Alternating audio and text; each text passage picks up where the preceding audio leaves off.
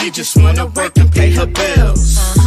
Fuck up on a man who keep it real. That's right. She just want her girls to know the deal. They do. She just told her boss just how she feel. Fuck you. She just hit the club up on a Thursday. Told the bartender I ain't feeling thirsty. Took a couple shots just like it's her birthday. Hit the tree.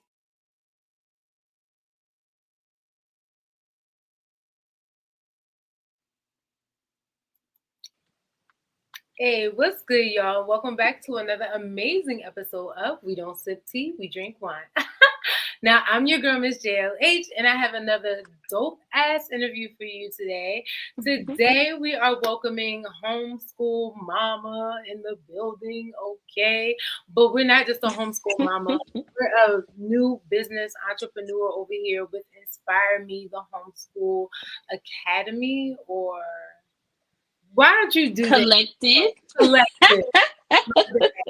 You do the intro. Introduce yourself, Charles, to the world. All right. So my name is Chalcey. I am a homeschool mom of 2, and I have newly started a business called Inspire Me, the Homeschool Collective. We basically support and just do all things homeschool. Oh, yes. So what got you on this path? What started this journey of wanting to, well, first, let's take a few steps back. What is Inspire Me, the Homeschool Collective? Can you just tell the people like what it entails exactly?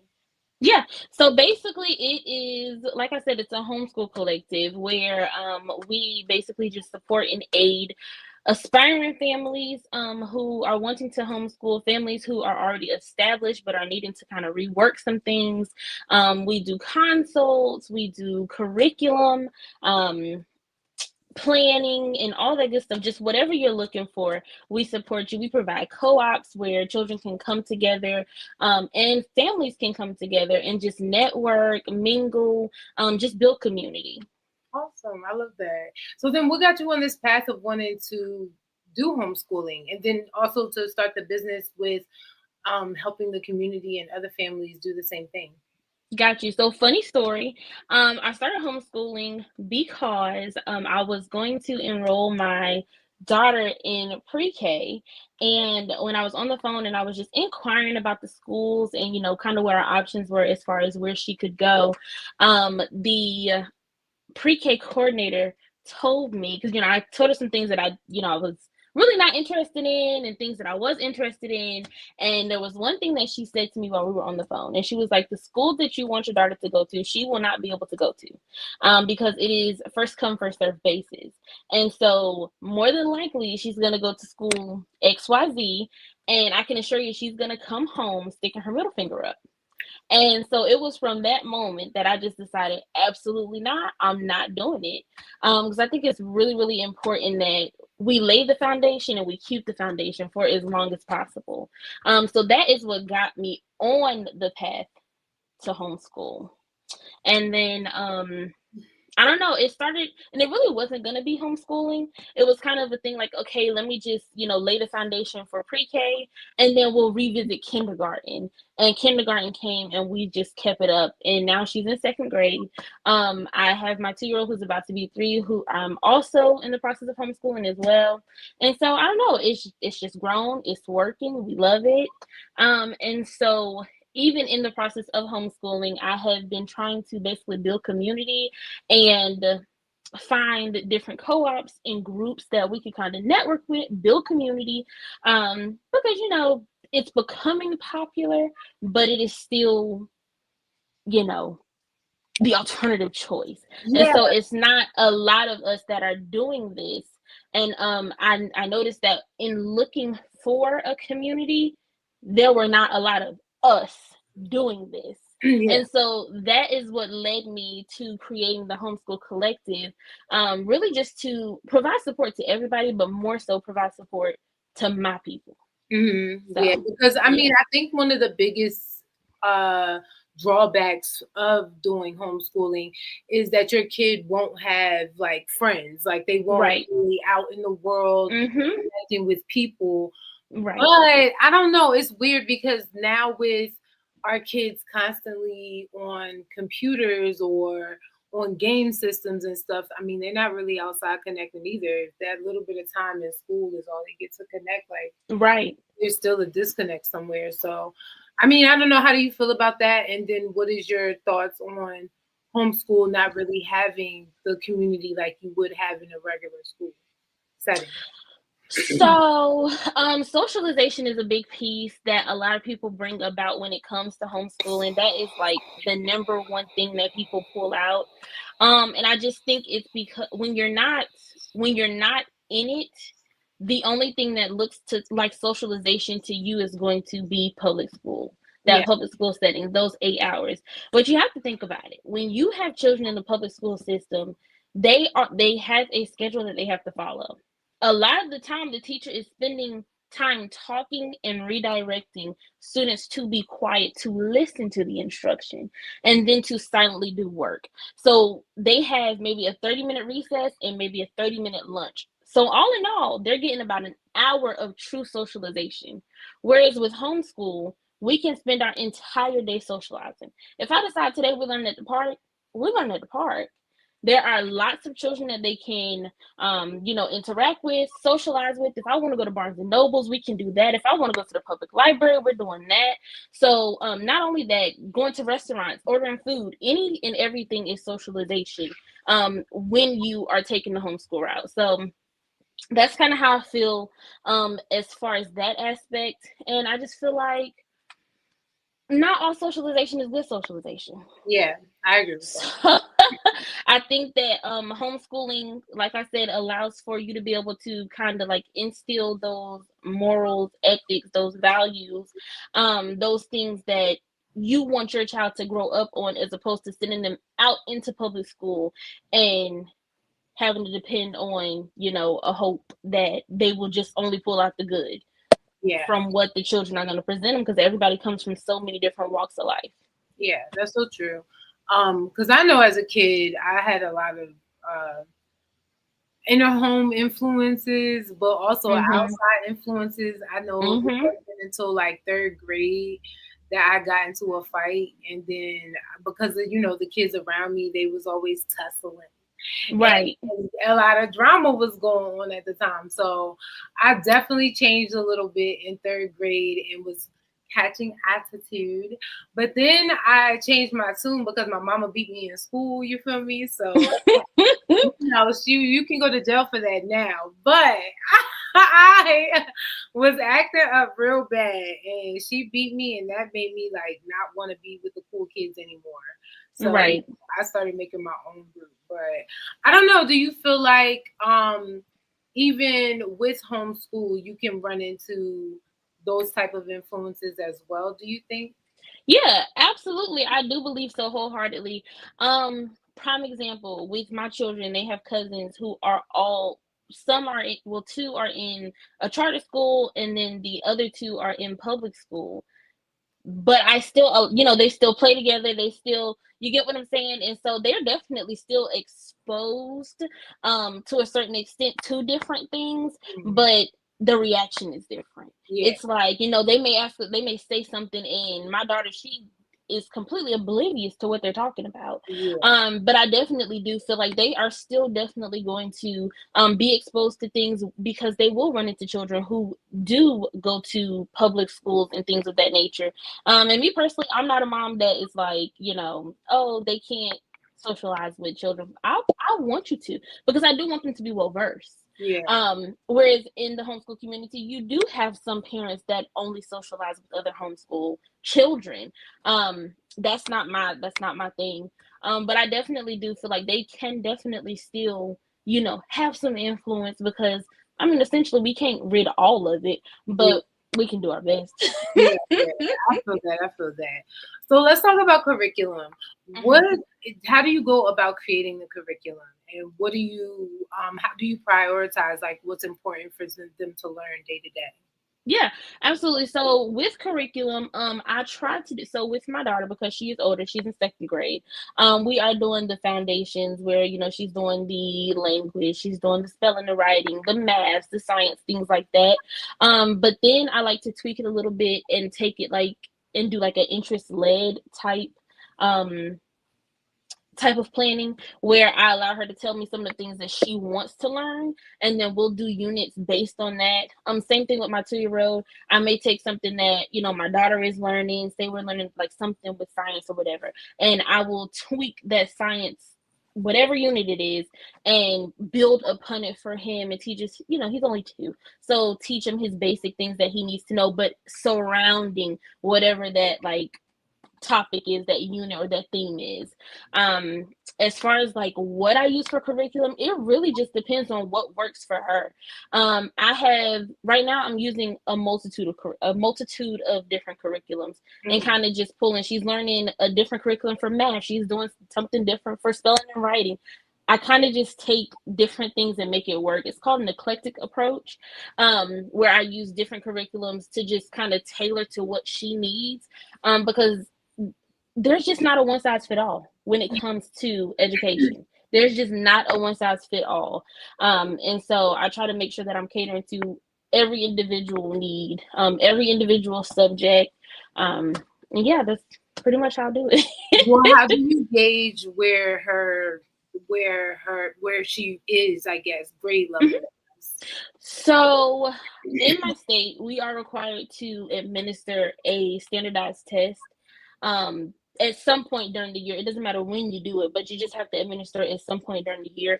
And so that's pretty much how I gauge where she is. I provide the standardized test at the beginning of the school year so that I can see what she needs to work on, and I focus on those things, and things that she's already mastered. I'll just bump her up to the next level. So that's pretty much how I gauge it, just with a standardized test. But you know, you can do a multitude of things to gauge it. There are lots of placement tests with different programs that they have out here. ABC Mouse, it's a bunch of them that you can use. But I use a standardized test to kind of gauge, and of course, that's just data that's been put together, years and years worth, that basically just tells where she should be against her peers, basically. Okay. So, I love that. Would you say, like, how would you go about using the world as the curriculum? Because you did say that, you know, homeschool could be at a library this day, Barnes and Nobles this day. And I do know that in other countries, they believe in, like, letting the kids go outside for longer than just, like, 30 minutes like they do absolutely here. So how do you use the world as your curriculum? Absolutely. So prime example, just last week we went out to a little play place that's in the mall, and after that they decided that they wanted ice cream. So we went over to the restaurant, and I literally let them place their own orders. They paid for their own food. You know, they had to count the change. They had to do all of those things. So that's a prime example of using community to teach. Not only were they able to pay for their stuff, order their stuff, but they had to specify. It was a really, really good experience for them. But that's a prime example of using community, basically. Yeah, that's awesome. I love that. So that's a good segue into building community. Because I was going to ask, what are some of the ways that you as a homeschool parent, or any advice you can give to homeschool parents to build community? Yeah. So my biggest advice is going to be, if you can, find other homeschooling families that you can get your children with, find communities, join groups, join co-ops, join extracurricular activities where, you know, if you are a parent that prefers homeschool, just primarily homeschool, find the homeschooling portions of whatever activity, like gymnastics. You can find a homeschooling gymnastic class, or you can find a homeschooling baking class. Just whatever it is, find something that interests your child and join it. Yeah. That's going to be the best way to build community, because already you have common interests. Trust me, those parents are going through the same things you're going through. Just, you know, whatever your child is interested in, find it and put them in it. And like you said, if you're not totally like that mom who's you know, very big on just focusing on only having homeschool, right, you know, community, then of course, your community is even more open because Right. your local library is clutch. Like, Mm-hmm. it offers so many programs. You have local community theaters, local community choirs. Like, Yeah. there's so many things you can be a part of. So, Mm-hmm. sure. And I love a good volunteer. So there's Yes. other places to volunteer too if you want to get involved in your community as well. Mm-hmm. So let's talk balancing business and family. You started Inspire Me, the Homeschool Collective, and do you work anywhere else or? Yes, so I do work. I do work. I used to work full time. I have been blessed to scale back to part time.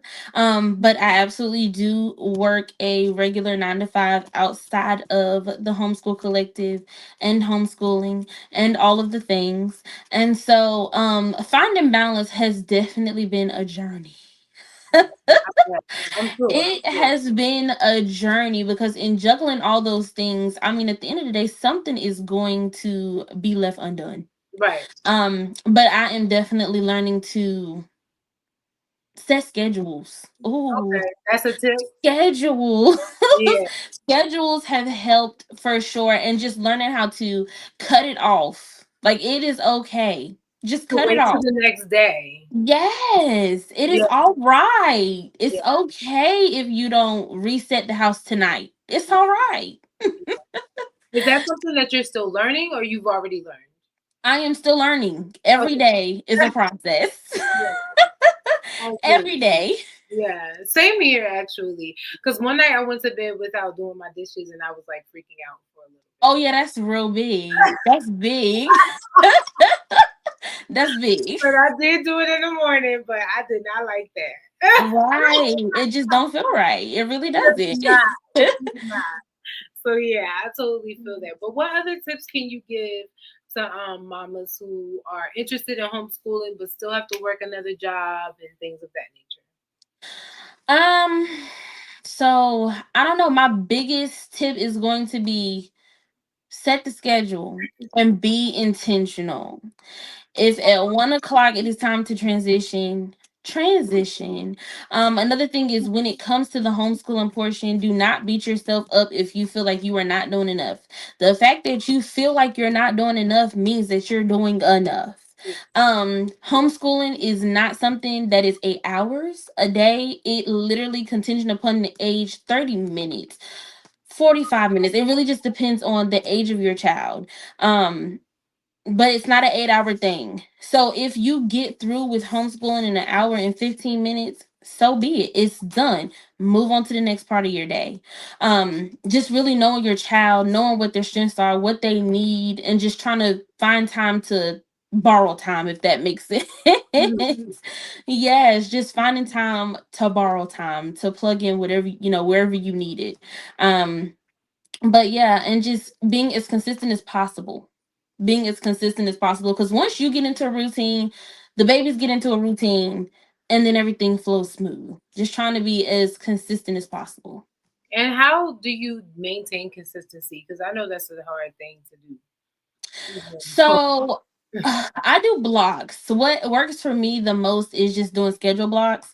So I personally cannot say, okay, between 8 a.m. and 10 a.m., we're going to eat breakfast, do hygiene, read a book. Like that doesn't work for me. So what I do is between 8 and 10, we're going to do all, like, I want to have this done, and I just, in whatever order it come, is just how I do it. I do time blocking, and that's what helps me stay consistent because it doesn't force me into a itemized schedule, if that makes sense, but it does allow me to still progress through my day.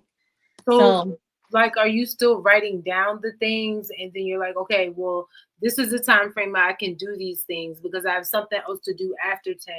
And then if I mhm. don't get these things done, then I'll just set another time for it and see if I can accomplish the rest. um so I have a base schedule.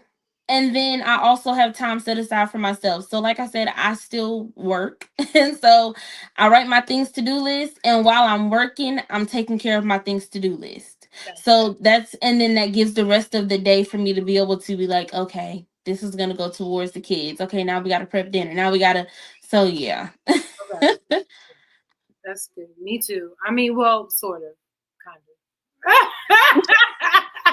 Like I write things down. I don't really put like, oh, if I have to, I give myself like I don't give myself blocks of time to do anything really. I just Mhm. write down everything that I need to do for that Mhm. day, and if it gets done, it gets done. If it don't, it You just don't. don't. Yeah, like okay, well, there's tomorrow.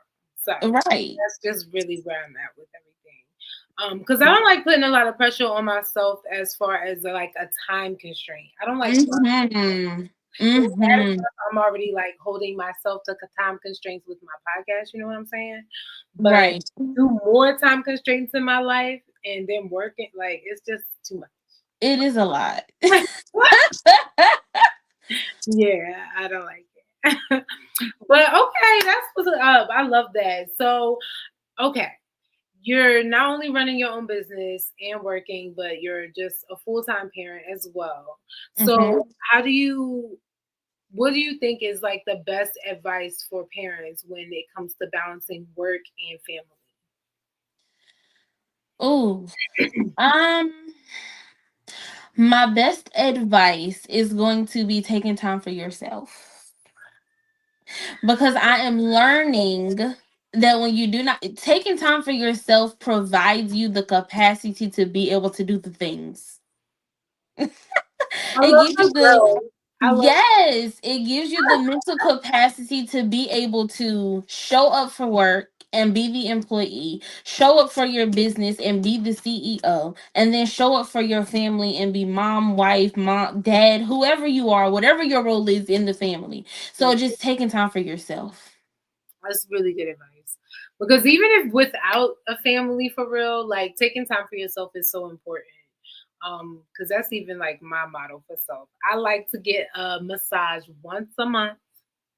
That's like one of my things. I'm very strict about it. Um, what is like your once a month thing that you have to do?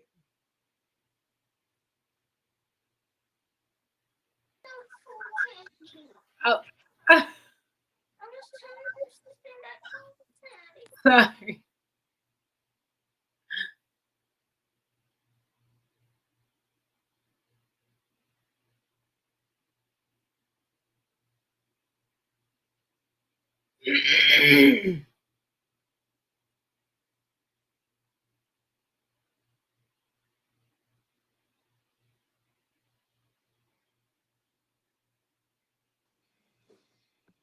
All right. This I can edit, so that'll work. So, something that I have to do every month, and it may seem so small, but something that I have to do, and I do it twice a month, is I have to get my pedicures. That is like my time. That is my time. I'm going tomorrow. Like, I gotta get my pedicures twice a month, every 2 weeks. I don't care what. I have to go get them. And Yeah, that's just like that's my thing. That and then I guess like keeping my hair done. That's another thing. I like to keep my hair done. yeah, But those are my two things. yeah. I do love that. I love that. Now, what are some advice that you can give for effective communication? Because I do hear you talk to the kids often, and they are really great communicators, and you talk to them like they're little people. So, Mhm. what's some advice you have? So, ugh. So what I do, honestly, like you said, I talk to them like they're little people. Um, to some it may seem like, I set the bar a little high, but even in my communication, because I've spoken to them this way since birth, like I never did the baby talk or anything like that. Like I've always talked to them like they're humans. Um, their comprehension is A1. Yeah. They know what's going on and they know exactly what I mean. So Mhm. so and then also just allowing them to, the same way I expect them to listen and hear me, I also listen and hear them as well. Yeah. Yeah. Definitely validating their feelings, but still validating the rules or whatever it is. Like, I love to tell them, listen, your feelings are valid, but so are the rules. This is what we're doing. This is what we're doing. And so I think that's super important. Being heard, but also being in a position to hear. I Yeah. think is the best way to communicate. Yes. And I've heard you like when they are in trouble, I've heard you tell them like why they're in trouble. Which Yes. I love that because there's not too many who do Mm-hmm. that. Like let them know like this is why you're getting punished, right? Right, right. And like and what made you want to follow like do that way? So I always said, oh, even when I was young, young, young, that I would never be a parent that was a because I said so. Mm, That I would never be a because I said so parent. I would always, always explain to them the whys. And I think it's important because coming up, our parents are, this is just what it is because this is what I said. But I think it's super, super important to explain to them why. right. I totally agree. I totally agree. Um okay, this is a big one. And even Cardi B was talking about this, like, I think a month ago, how her kids would never be screen time kids. So I do know you personally limit screen time for them, for sure. It is very much not your thing. But can you talk about a little bit about navigating screen time in such a digital age? So so they have iPads. Um and with the iPads I use the family sharing feature that allows me to literally put what they can access, the amount of time they can access it, this, that, and the third. And I just feel like from the beginning, because I feel like I've always been so hands-on in parenting, that I didn't really use technology as a co-parent. And so because I didn't use it as a co-parent, it's not an expectation for them. Mm, And so my children are the type of children, they rather go outside and play in the dirt. They rather tear all their toys out, things like that, as opposed to being on the technology. Now, if it's an option, of course they're gonna take it. But out of sight, out of mind for no, them. And so yeah, I do set limitations. I do not take it away altogether. But I am big on what they have access to and the amount of time they have access to it. Like their iPads, literally, they can't access it they can access it between 10 a.m. and 7 p.m. But even in that, we have so much other stuff going on that, you know, they're they doing don't really get it. homeschool, they're out and about, Yes. they're playing with toys, you feel me? Yes. It's Playing with giving very animals. much 90s kid because I mean we had screen time, I would have my video games or whatever every now and then. And of Mhm. course I was watching TV. I had to be home when B2K was on, you feel me? But I also ran outside. Like as soon Right. as 106 in Park was done, I was outside. Right. Right. Exactly. Yeah, like on the weekends, I'm outside. I Yes. my Saturday morning cartoons, then I'm outside. So Yes. Absolutely. yeah, I'm glad that they're very much like that. So Hmm. how hard is it to raise them like that with all these other kids always online? It's not difficult. And I think a large portion of it is because they are homeschooled. And I was just telling my sister a few weeks ago, that I was okay with it was something that we saw. I don't remember exactly what it was, but it was a reel that we saw she sent to me. And I was like, that is why I am so grateful that I have chosen the path that I have. I said, it's cute, it's funny. We love that the kids know all the TikTok dances and can recite the little reels and stuff like that. I said, but I am so okay with my children not knowing. I am okay with them going to the park and when, the other children are doing a particular TikTok dance or they're doing this and my kids are just standing back watching. I am okay with that. Yeah. I am literally okay with that. And so I do think that homeschooling really has played a big part in the underexposure Yeah. and I'm cool with it. I Everything's agree fine. because I literally couldn't use social media till after high school for real. Mhm. I Mhm. had a MySpace in high school, but that was about it, and I barely was on it. I Yeah. didn't really get on it until like after high school. It was Mhm. yeah, graduation was when I was heavily on social media. So I like that because I don't want kids on social media. Yeah.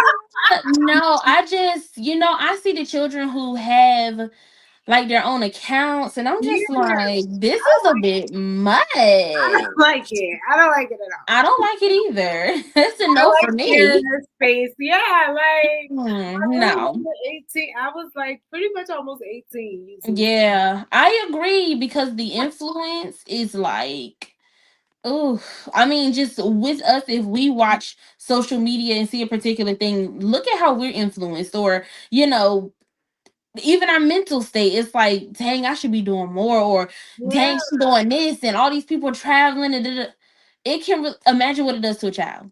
right. Too I much. couldn't even, and I was already like on my head about everything as a Hmm. teenager.